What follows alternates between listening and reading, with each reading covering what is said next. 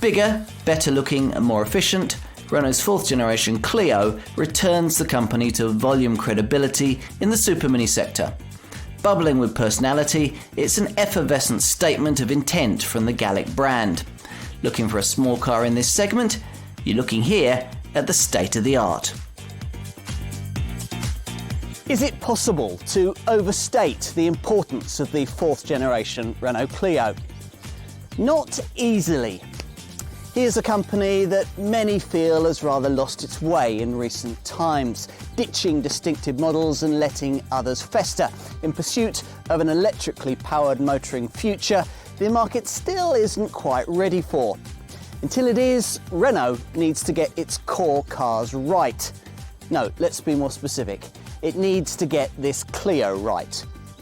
This is, after all, by some margin, Renault's most successful model, with over 12 million Clios sold since the very first version was introduced in 1990 to replace the iconic little Renault 5, the market's very first supermini. The Clio was conceived as heir to a line of fun, friendly little cars stretching all the way back to the post-war years, embodying all the spirit and joie de vivre that once set this French brand apart. Or at least some of them do. This car's direct predecessor, 2005's Clio III, tried to be more grown up, but only ended up by being bigger, heavier, and in ordinary guises, generally less characterful, less Renault. As it aged, the brand's staple supermini dropped slowly off the market radar. But it's back, or so we're promised, in a 4th generation guise that returns Renault to its roots as a maker of small cars that are fun, frisky, and individual. Pretty as a picture and as sporty as you could expect a car of this kind to be, it claims to offer a sense of esprit that's been recently lacking, not only from its brand, but from the supermini sector as a whole. Let's put it to the test. That Renault can engineer a small car with handling to bring a smile to your face has never been in doubt. There are plenty of raughty little Renault Sport Clios around that testify to that. It's been a long time though since we've seen an affordable Clio properly replicate a dynamic driving experience that anyone can enjoy. This 4th generation version has to do that and be more than just a pretty face. It does, and it is, something that you establish fairly early on. It helps that you're seated a little lower than before, that you grasp a wheel with a quicker steering rack and punt around a 5-speed gearbox with a slicker shift. Already in the first few yards, you sense that something has changed with this latest generation. A suspicion confirmed the first time you throw the thing into a corner and notice the extra agility that comes with losing, well, around 100 kilograms. That's quite a sum in a car this small. It isn't quite as taut as a rival Fiesta, but that's okay. If you're anything like me, you instinctively expect French cars to roll a little more, almost want them to, for the promise of the payoff of low-speed silken ride, which is delivered here in a form that no rival can better. Just one of the reasons you'd like to drive this car around town. The others, well, you've got light steering, facilitates a 10.6 metre turning circle, and torquey engines that you don't have to row along with the gear lever. There are 3 main ones with low and high-tech routes to petrol power. If price is all, you'll choose the affordable entry-level 75 brake horsepower 1.2 litre 16-valve petrol unit, which struggles up to 62 miles an hour from rest in 15.4 seconds en route to 104 miles an hour flat out.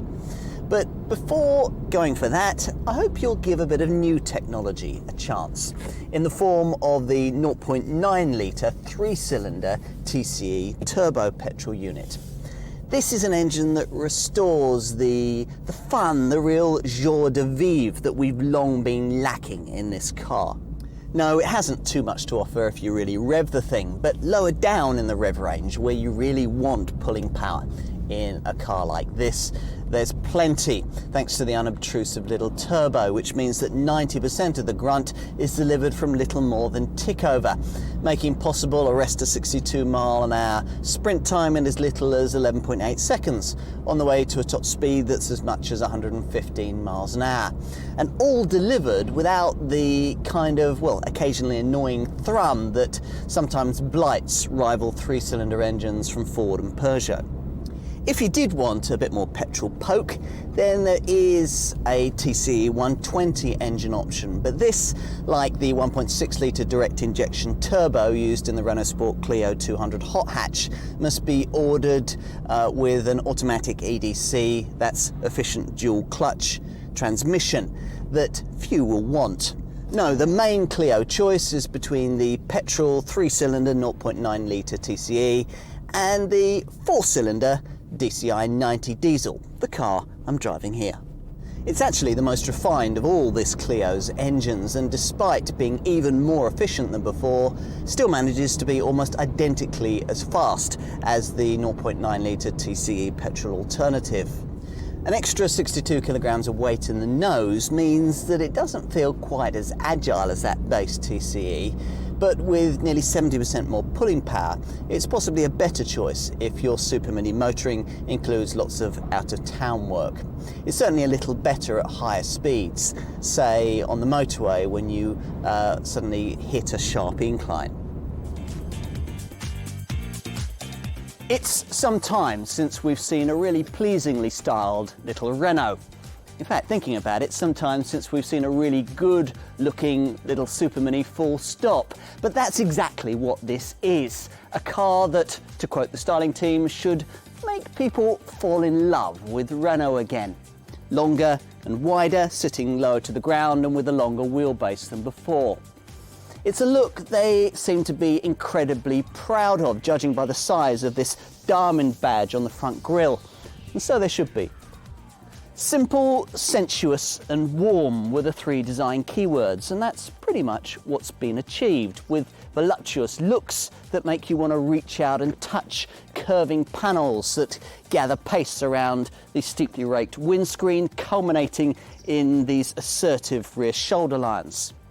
Now, there's no 3-door model, so it's just as well that this 5-door does a good impression of one, with coupe-like looks emphasised by these hidden rear door handles. So you get the best of both worlds, with the practicality and the aesthetics combined. In a design actually based on decade-old Clio III underpinnings.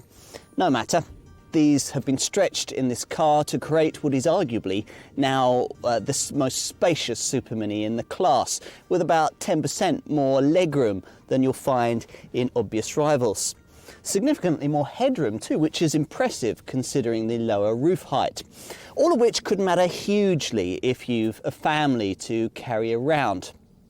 No, of course, you can't properly fit 3 fully sized adults across the back seat in a car as small as this, but in that unlikely eventuality, you'll be better off in this Clio than just about any other car in this segment. There's decent space for their possessions too, with a boot that at 300 litres is about 15 to 20 litres bigger than most of the obvious competition.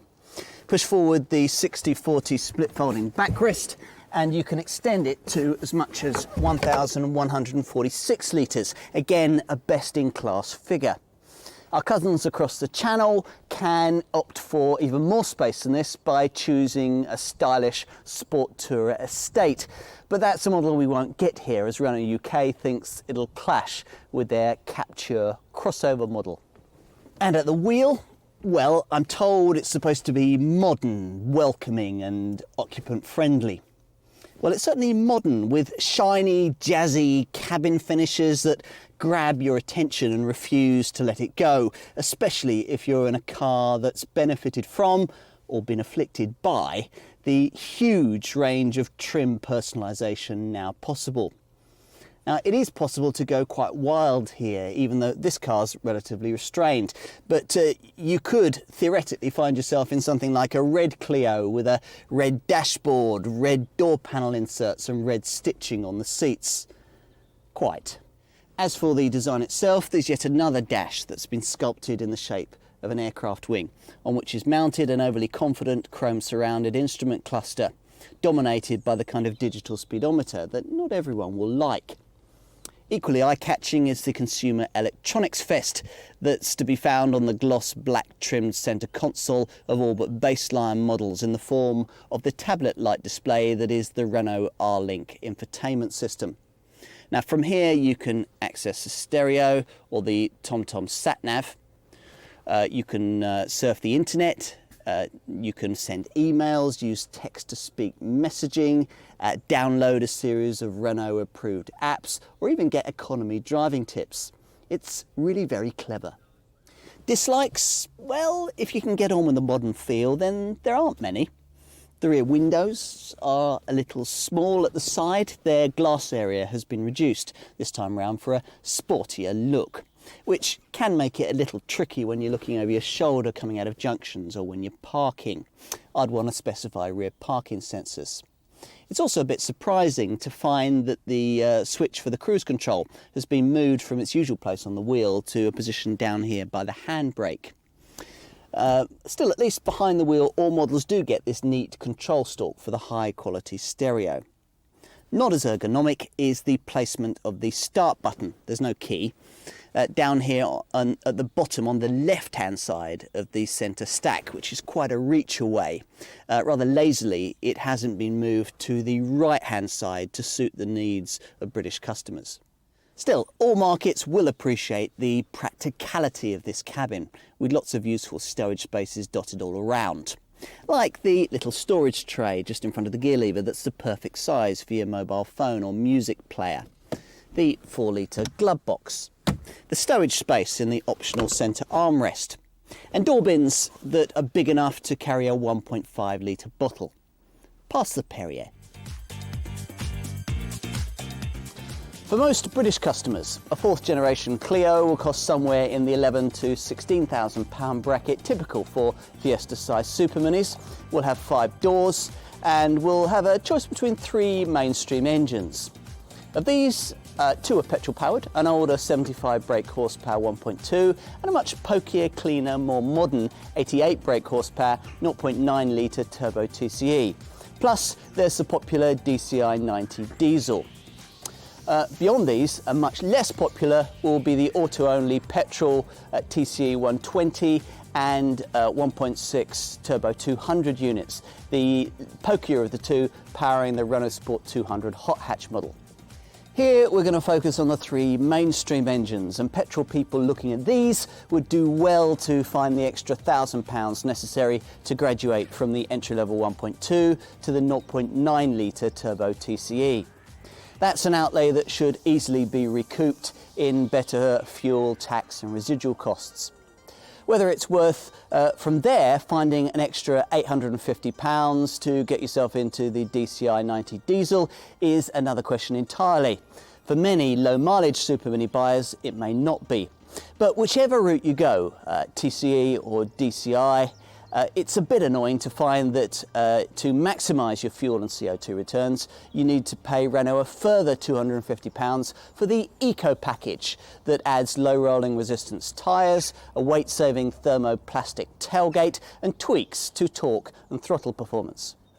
Overall though, the money being asked for this Clio stacks up pretty well against the budgets required for comparable 5-door supermini rivals. Let's start with the baseline petrol 1.2. Now, this isn't the engine we'd recommend, but it does have the advantage of being available in a baseline spec that no other Clio has, so can be yours if you're limited to a budget of around £11,000. That means that you're looking at a saving of around £1,500 on a slower, thirstier Fiesta 1.25 60 PS or Vauxhall Corsa 1 litre 65 PS. Also slower is the kind of Volkswagen Polo 1.2 60 PS that would cost you around £600 more.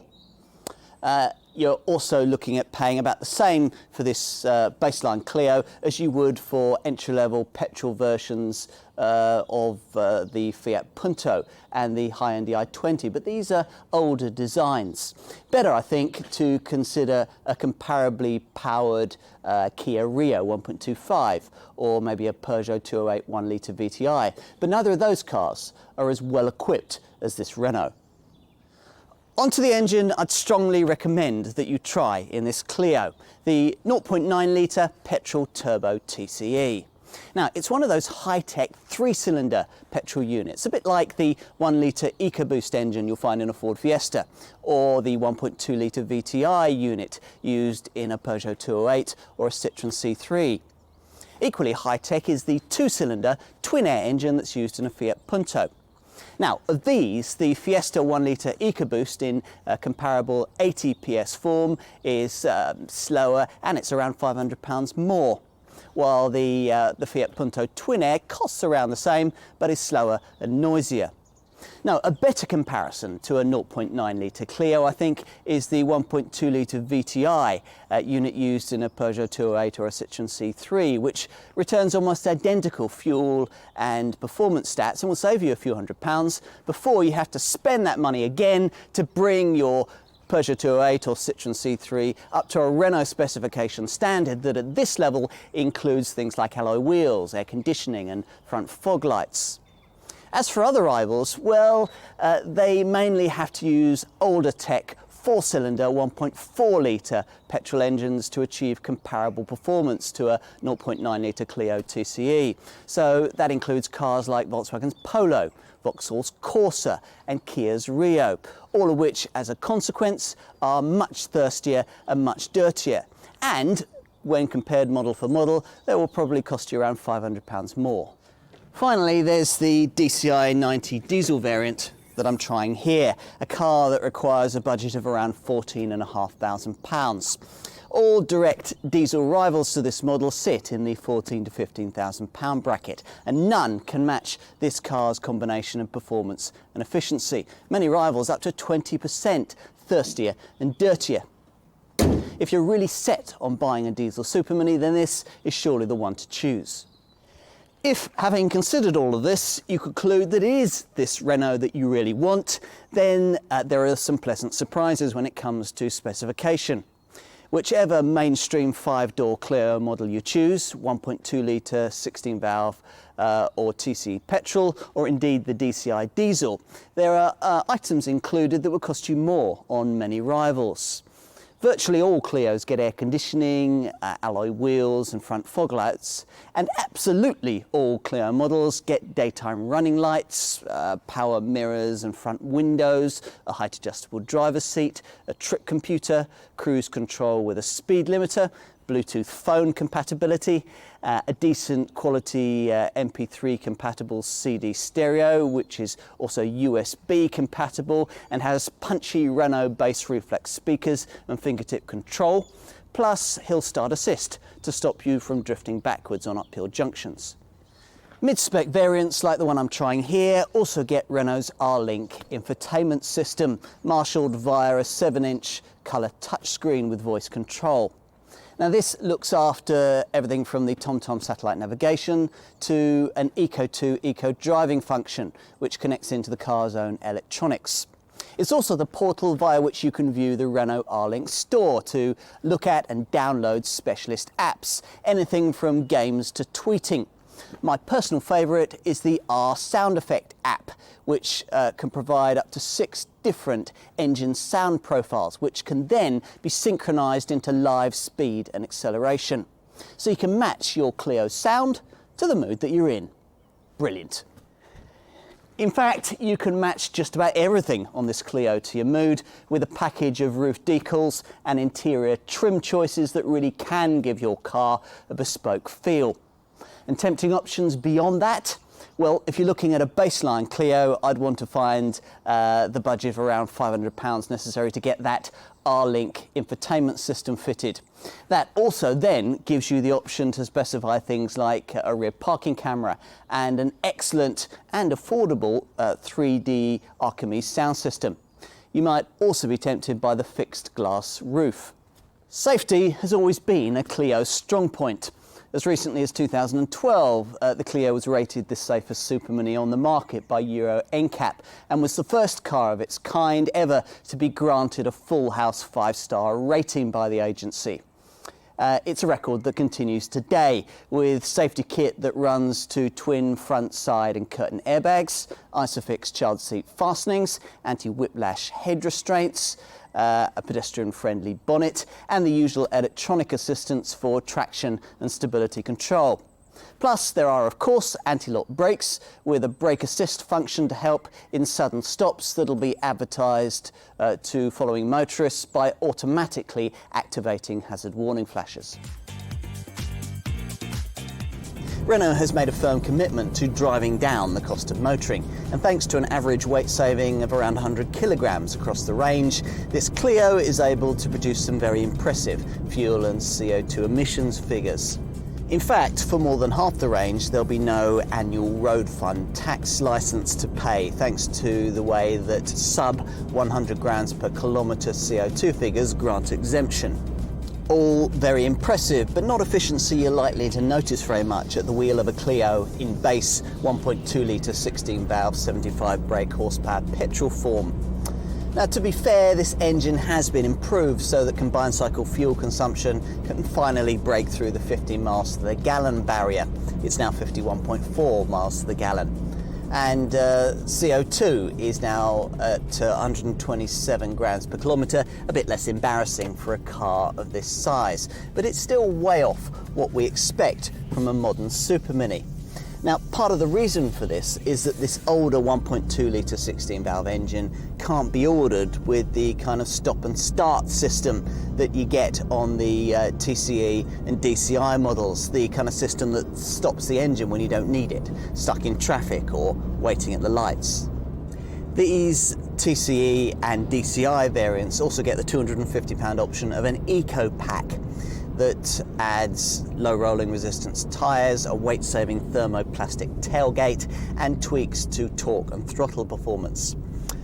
Though it really ought to be standard, it's probably worth having overall for the 5% difference it makes to fuel and CO2 returns, particularly in the case of the 0.9 litre 3-cylinder petrol TCE, where the eco tweaks are enough to dip it below the magic 100 grams per kilometre of CO2 figure to a road tax-free 99 grams per kilometre. In terms of combined cycle fuel figures, an eco-equipped 0.9 litre TCE Clio is able to return 65.7 miles to the gallon on the combined cycle. Now, those fuel and CO2 returns are almost identical to those of a rival Ford Fiesta 1 litre EcoBoost 80 PS, but they're usefully better than a comparable Peugeot 208 1.2 litre VTI. As for the DCI 90 diesel Clio variant that I'm driving here, well, that's already pretty frugal, managing to go around 13 more miles on every gallon further than its direct predecessor in the old generation Clio range, and putting out around 16 grams per kilometre less CO2. If you want me to put that into perspective, it means that you'll go around 13 more miles on every gallon and put out around 15 grams per kilometre less CO2 than you would in a rival Ford Fiesta 1.5 TDCI or a Peugeot 208 HTI 90. In fact, you could even do a little better than that if you got yourself a TCE or DCI model fitted with the R-Link infotainment system and its efficiency mode, rather confusingly also called Eco. Clicking into it reduces engine torque and modifies throttle response to massage those running cost figures still further. As a visual reminder, the screen display has a driving style indicator which moves through green, yellow and orange zones. Download the companion Eco 2 app from your R-Link system and you'll be able to analyse your driving style and take preventative corrective measures to improve CO2 and fuel returns that'll be further boosted if you keep an eye on the standard gear shift indicator.